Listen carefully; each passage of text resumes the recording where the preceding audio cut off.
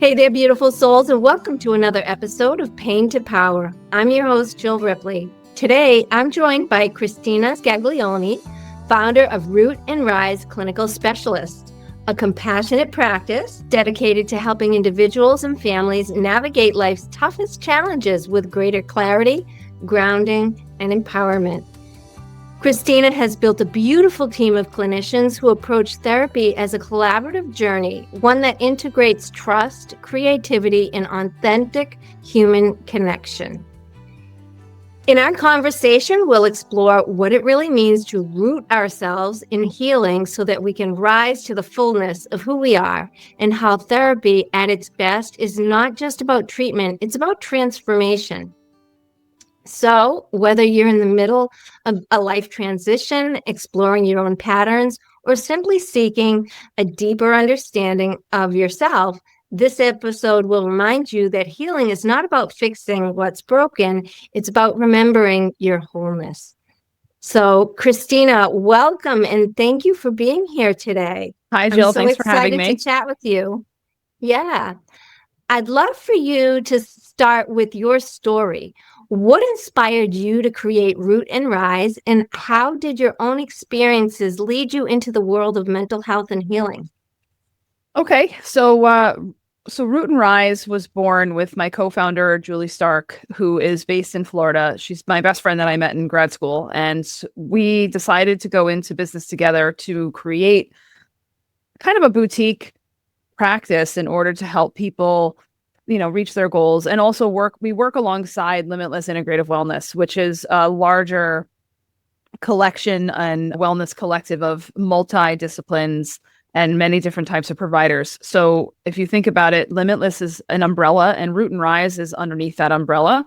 In my journey of how I became a therapist, it was kind of by accident. My therapist suggested that I should become a therapist. And so while I was on my own healing journey, towards the end of that healing journey, my therapist urged me and pushed me to, go to grad school. And so I did that, and I studied in a lot of different areas, had a lot of different types of internships, and then I found myself in private practice. And this is that's a really watered down version of 15 years.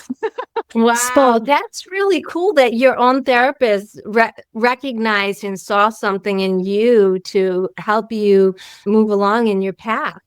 Right. Yeah. And so, after COVID, Julie and I noticed, and as many therapists have noticed, that, therapy and the way that it's administered and the way that it's accessible has changed drastically because, everything had to go hybrid. Different types of concerns and conditions came up for us in COVID during the lockdown, a lot of uncertainty.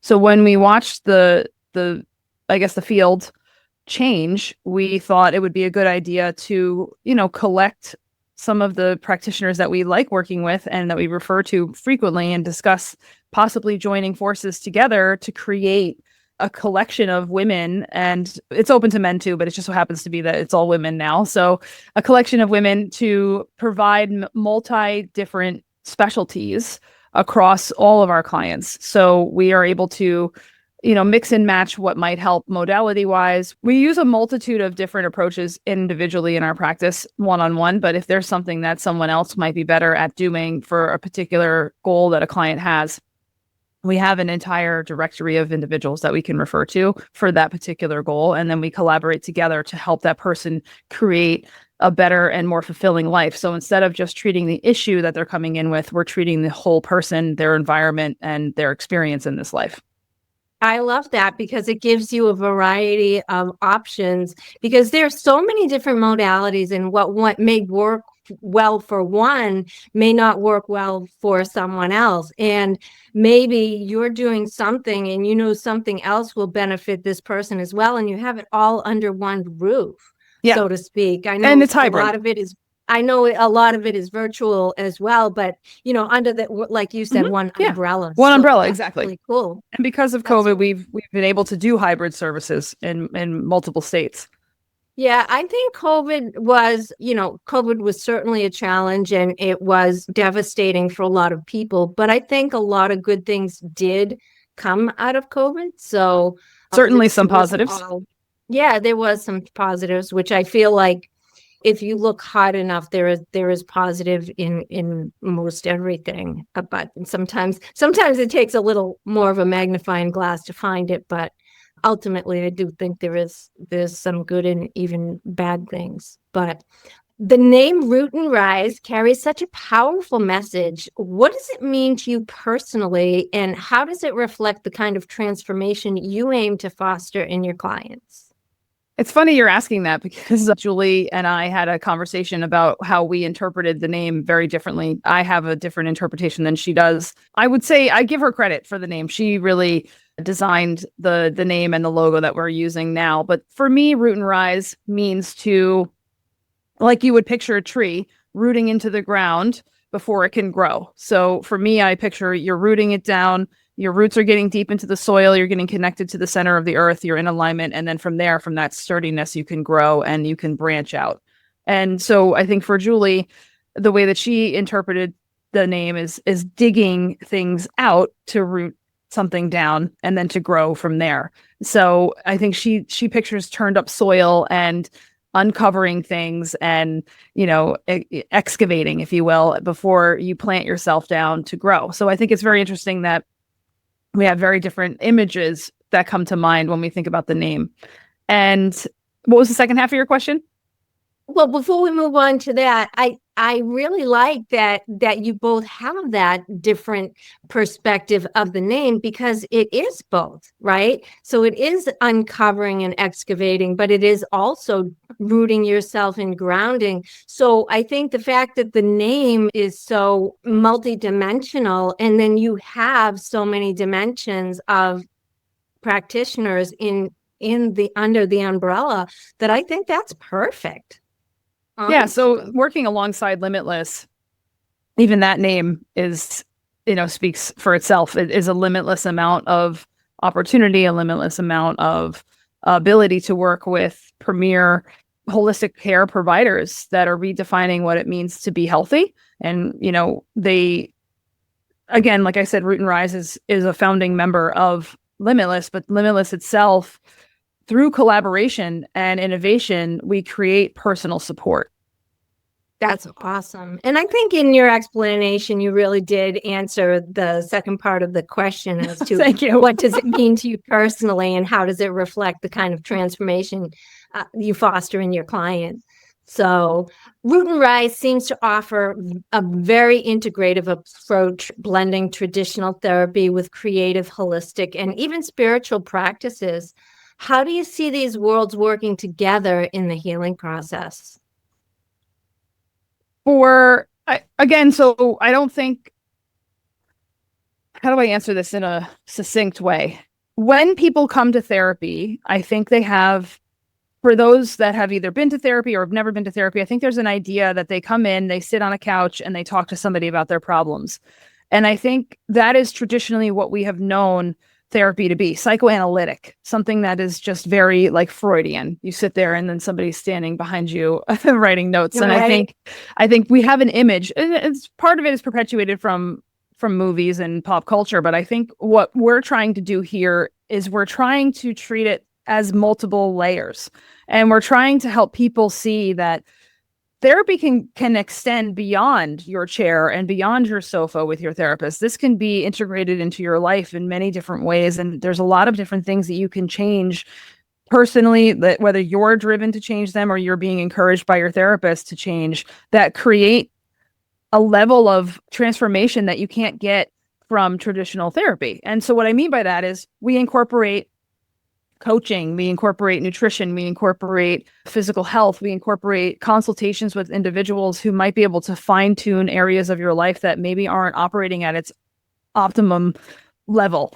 And I think when you think about therapy being all-encompassing, it kind of changes the landscape on how you achieve your goals. It also changes the landscape that you would normally have with a therapist that's more traditional.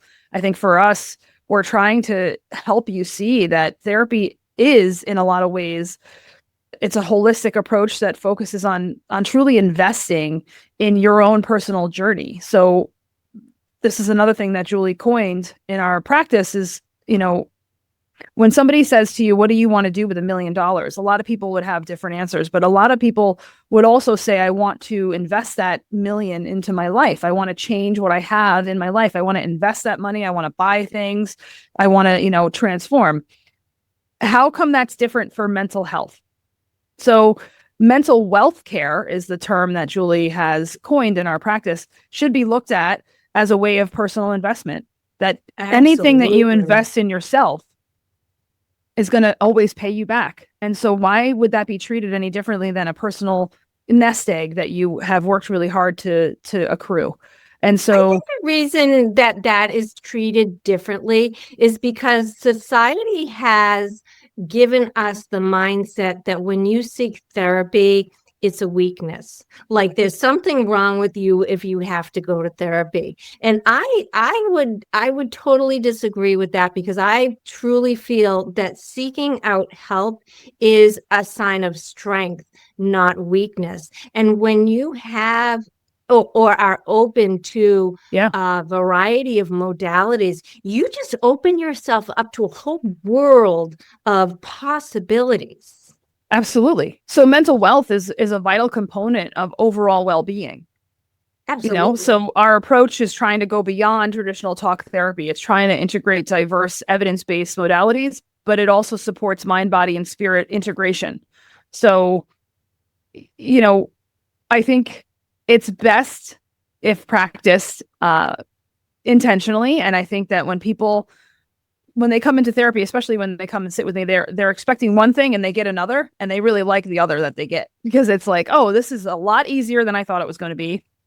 It's a lot more enjoyable. And it's also something that I'm seeing results in within the first session. Yeah, I totally can understand that.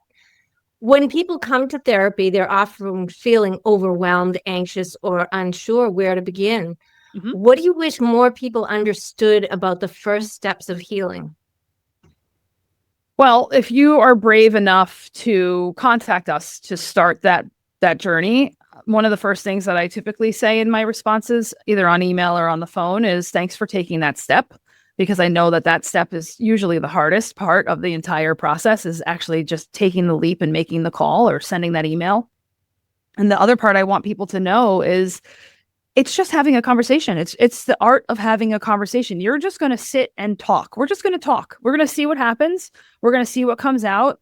We're just going to try to get an understanding of what it is that you've been carrying by yourself all this time. And we're just going to try to share that space with you in that moment. It's not about traumatizing you more or blaming people in your life or even blaming you for the things that you're going through. It's not about scrutiny or judgment. It's just about listening. And if you're okay with coming in and talking and letting someone hear you out, that's an entire dedicated hour just for you.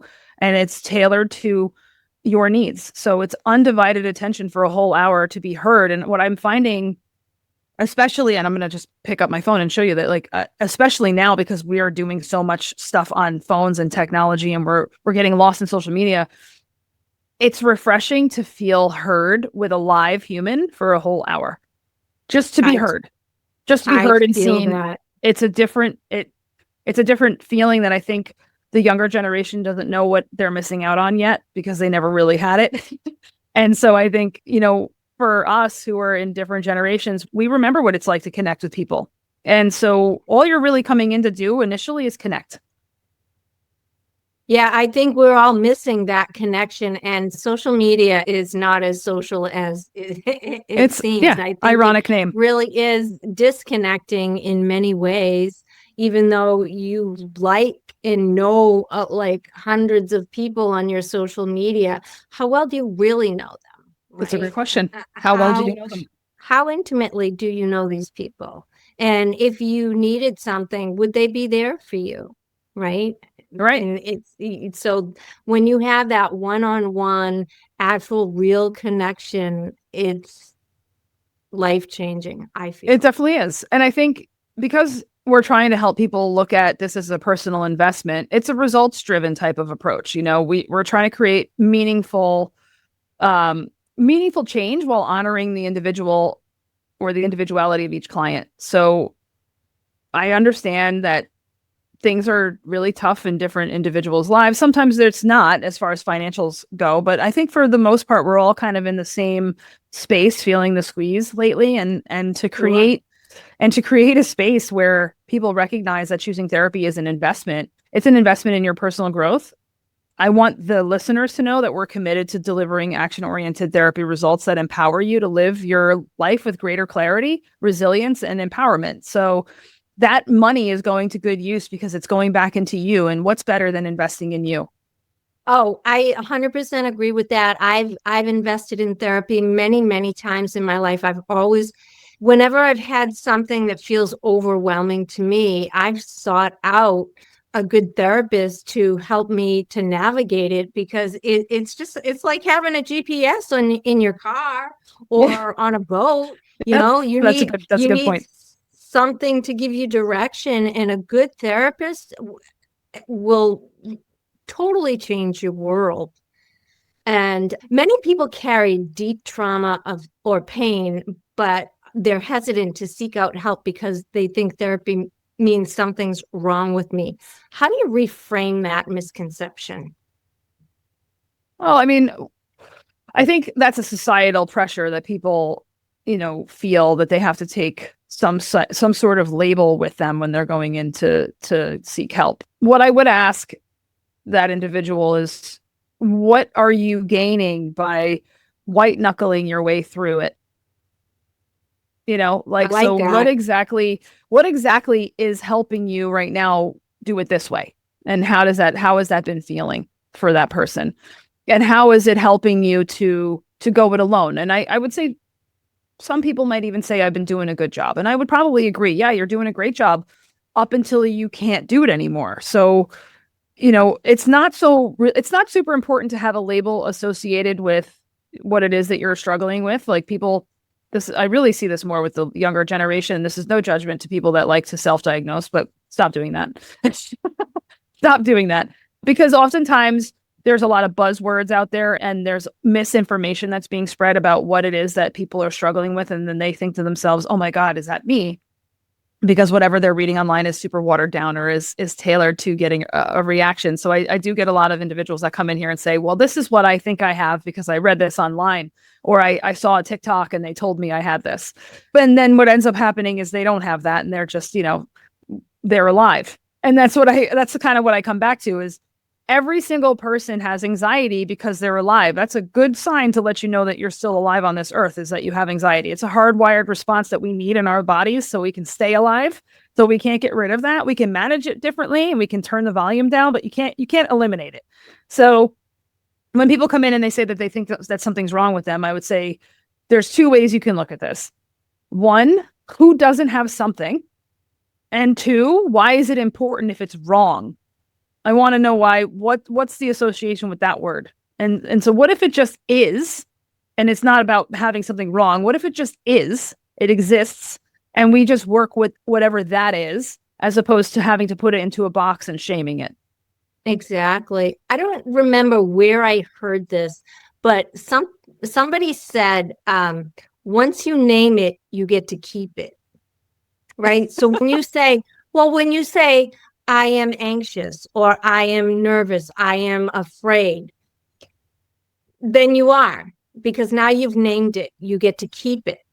If you switch it around and you say, I'm struggling right now, but I'm looking for a solution, it's a little different shift on what you're thinking. So as you said, you're self-diagnosing, I am, I'm manic depressive, I am this, I am that, I'm bipolar, I am whatever. Maybe you are, but maybe you're not. I mean, I think there's some comfort in, and sometimes people having a label in something, they might feel like they can start from ground zero now because they have what they think is the issue, and they can build upon that.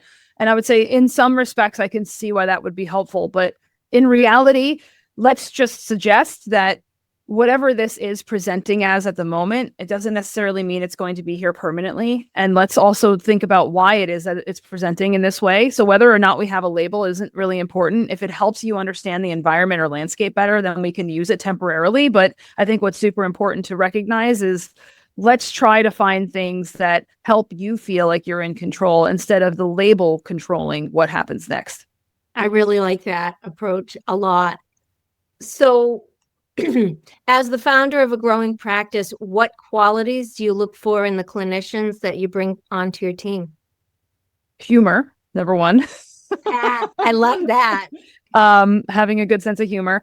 I'm lucky enough to have clinicians that have been in the field for a number of years.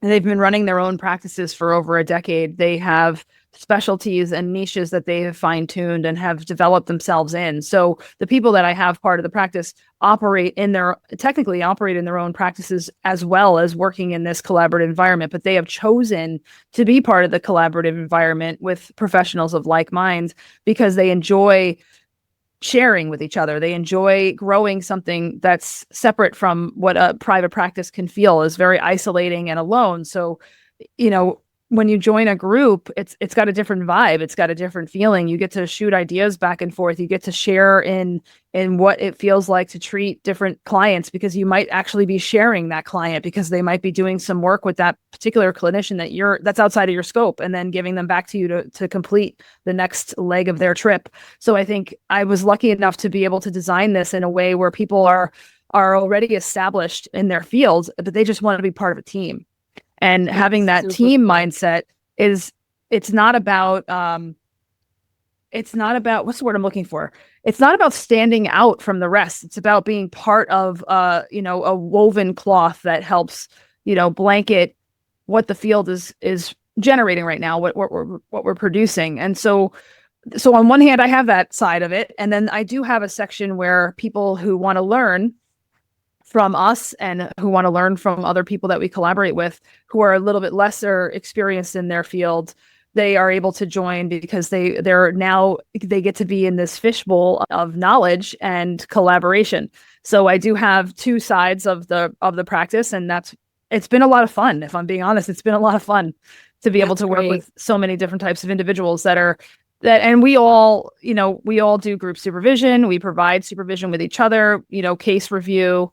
We help teach lesser experienced clinicians in a really fun environment. So if you want to be part of a collaboration and a team and you have a good amount of experience and you've established yourself in the field, that's one thing we look for. And the other part that we look for is if you are thirsty for knowledge and you want to be part of a growing practice that's shifting the landscape of mental health.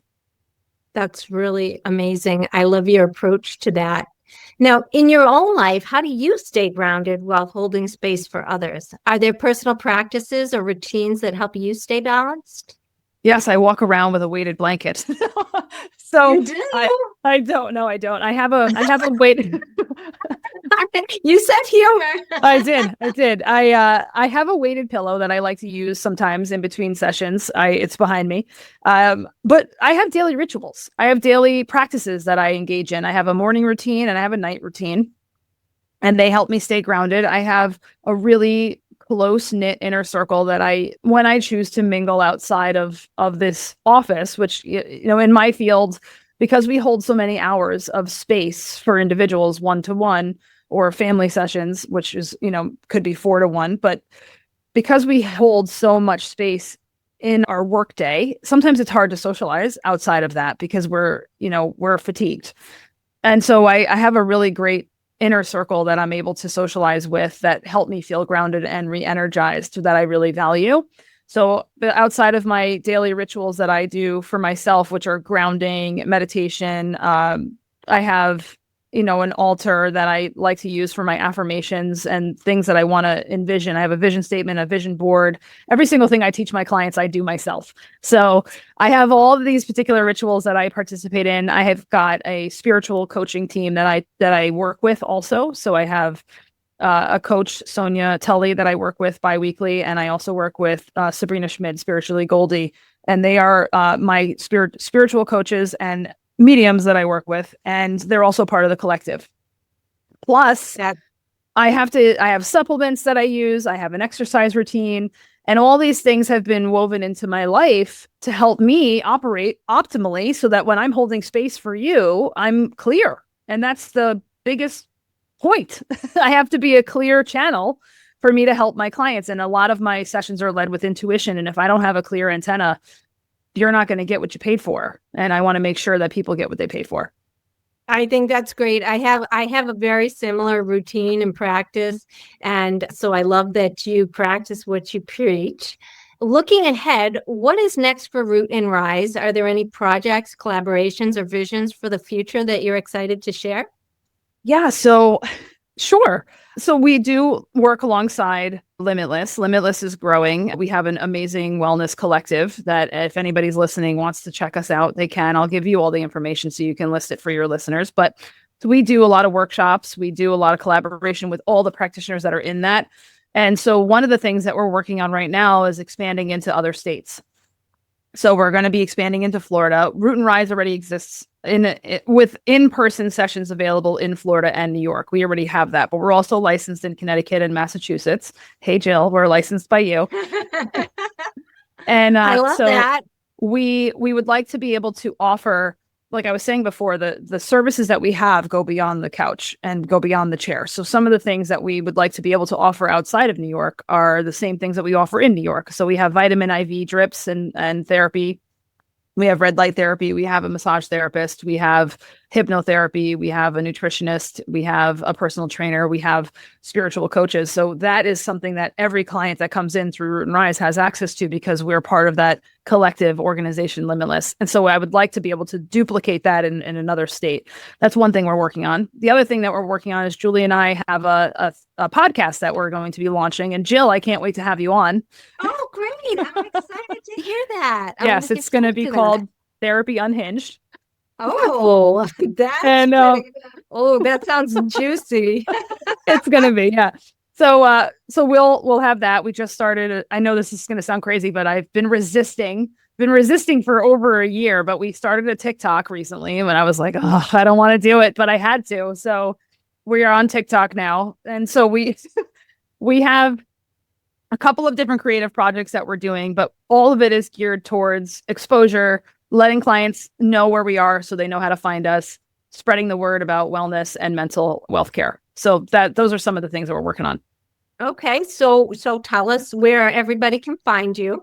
Okay. So Root and Rise is I was going to spell out the whole entire thing. I guess I will. So it's www.rootandrise, so spelled out AND and rise CS.com. And then there's www.limitlessintegrativewellness.com, and all spelled out exactly as the words are spelled. No shortening of anything there. And you can find us online as Root and Rise CS at New York, or you can find us on Facebook, Instagram, Limitless Integrative Wellness, and I will send you all that information. Yeah, please do. I'll put it in the show notes. And I'm so grateful for your time today. Thank you so much, Jill. Thank you for being here and sharing your wisdom and heart with us today. I truly appreciate the work that you and your team are doing through Root and Rise Clinical Specialists, creating a space where people can feel seen, supported, and safe to grow. For those of you listening, I hope this conversation reminded you that healing is not a destination. It's a journey of rooting deeper into what you are so that you can rise into what you're meant to be. Whether you're taking your very first step or continuing along your path, remember, you don't have to do it alone.